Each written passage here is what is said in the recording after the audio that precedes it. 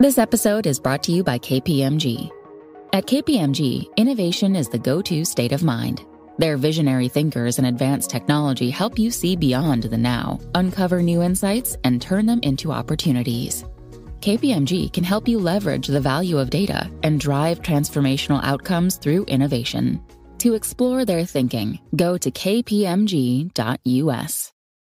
Whether in person or remote, open communication with your doctor is key to managing any condition, including heart failure. How have you been feeling? I'm okay. Both are great options to continue having open conversations with your doctor about how you're feeling. I've had less energy. And when you speak openly with your doctor, they're better equipped to help. Visit heartfailuretalks.com to learn more. This is Optimal Finance Daily, episode 2325. 3 Tips for Paying Off Debt in Collections by Kumiko of thebudgetmom.com. And I'm your host and personal finance enthusiast, Diana Merriam. We're going to jump right into today's post as we optimize your life.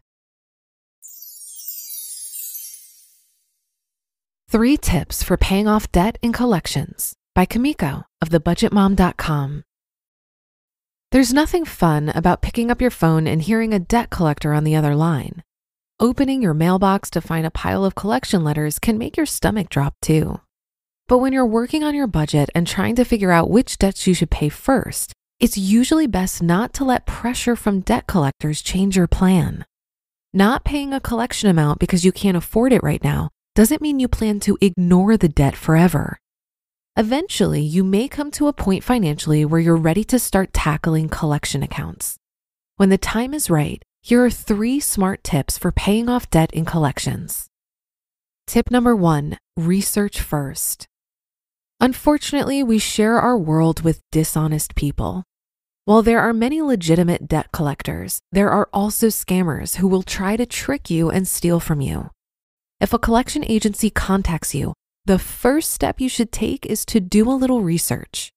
Check your credit reports. Find out whether the original debt is on any of your 3 credit reports. You can also check to see if a collection account has been added to your credit reports for the debt in question. Some helpful places to get copies of your credit reports are Credit Karma and annualcreditreport.com. Make sure the collection agency is legitimate. A real collection agency should give you a callback number. It should also tell you the name of the original creditor and how much you owe. You can call your original creditor directly to verify that the debt was sold or turned over to the collection agency who contacted you. Also, you can check for red flags of debt collection scams on the CFPB website. Tip number 2, know your rights. You may find that the collection amount is real and the collection agency contacting you is legitimate. If that happens, your next step is to make sure the debt collector isn't being shady or breaking any rules. 2 main federal laws protect you where debt collection is concerned: the Fair Debt Collection Practices Act and the Fair Credit Reporting Act. You can review a summary of your rights under both the FDCPA and the FCRA on the Federal Trade Commission website. Tip number 3, negotiate a settlement in full. Debt collectors are often happy to set up payment plans with you, but settling in one lump sum is usually best. A lump sum settlement could cost less. Collection agencies buy debts for pennies on the dollar. When you call a debt collector and offer to settle a collection account in one lump sum, you might be able to save as much as 50% or more on the debt. Remember, this is a negotiation. Be prepared to go back and forth a few times to get a better deal. Also, be sure to get the settlement agreement in writing before you pay a dime. Finally, recheck your credit reports around 30 to 45 days after settling to make sure the account shows a $0 balance. Making payments can restart the debt collection clock. A creditor has the right to sue you over an unpaid debt, but only for a limited period of time. This time frame is different in each state, but it's usually between 3 to 10 years. Once this time passes, the debt becomes time barred. Here's the catch. If your debt is time barred and you make even a single payment towards the collection amount, you might restart this debt collection clock. This could open the door for your creditor to sue you again for the unpaid balance. paid collections, and your credit. There's a chance that settling a collection account could help your credit scores, but that's not always what happens. It all depends on which credit score a lender chooses to use. Lenders use different credit scoring models, basically complicated software programs, to read your credit reports and give you a credit score based on your risk as a borrower. Higher credit scores mean you're more likely to pay back the money you borrow from lenders on time. Lower credit scores mean the opposite. The number you get assigned whenever your credit score is checked depends on the following: which credit report is the lender reviewing, and which credit scoring model is being used to grade your report. Old versus new credit scores. Some newer credit scoring models are designed to ignore collection accounts with $0 balances. So with newer scoring models, settling a collection in full might boost your credit score. Older credit scoring models, like the ones mortgage lenders use when you apply for a home loan, still consider paid collection accounts. With these scoring models, there's little difference between a collection account with a $0 balance and one with a $4,000 balance. What hurts your score is the fact that you had a collection account at all. Unfortunately, if a lender uses an older scoring model to calculate your credit score, settling or paying a collection account probably won't help you. The paid collection can still damage your scores until it's eventually deleted from your credit reports. This is why settling a collection account may sometimes help your credit scores and other times it won't. The lender chooses which scoring model it wants to use to calculate your credit score. You don't have any control over this choice, but you can work to improve the information on your credit reports and build better credit for the future. Should you settle collection accounts? Whether you decide to pay your collection account is ultimately a personal choice. Here are a few reasons why settling a collection can be a smart idea. Number 1, settling a collection might protect you from being sued. If you don't pay your debts, your creditors could decide to sue you to try to collect the money you owe. Number 2, paid or settled collections may look better to lenders. Settling a collection won't necessarily raise your credit score, yet a $0 balance collection account could look better to future lenders than negative unpaid debt on your credit report.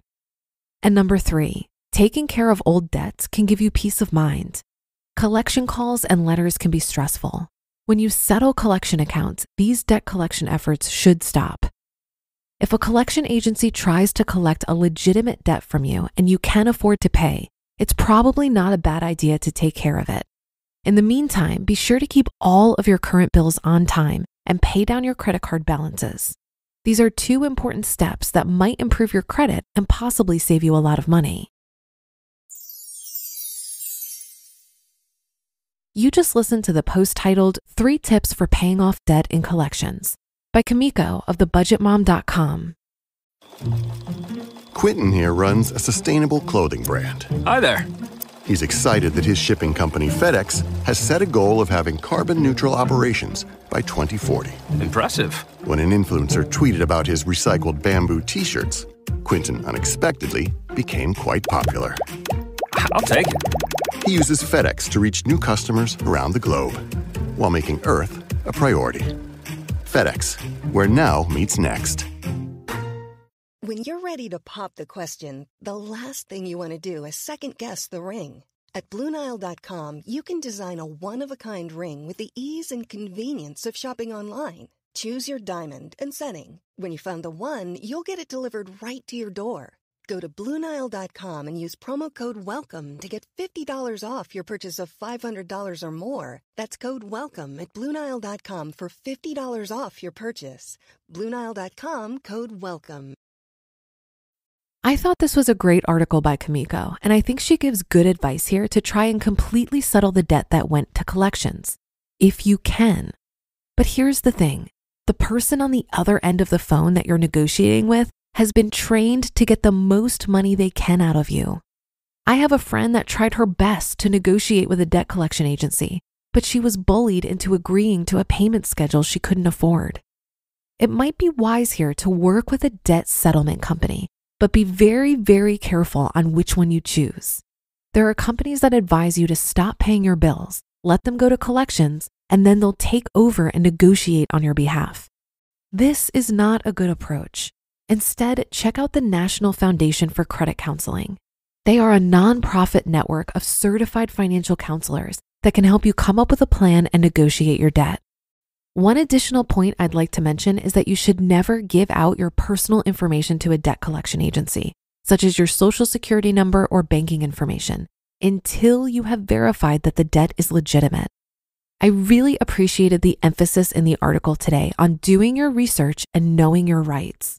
It's easy to feel overwhelmed and powerless in these situations, but being informed and proactive can make a big difference. And that'll do it for today. Have a great rest of your day, and I'll be here reading to you tomorrow where your optimal life awaits.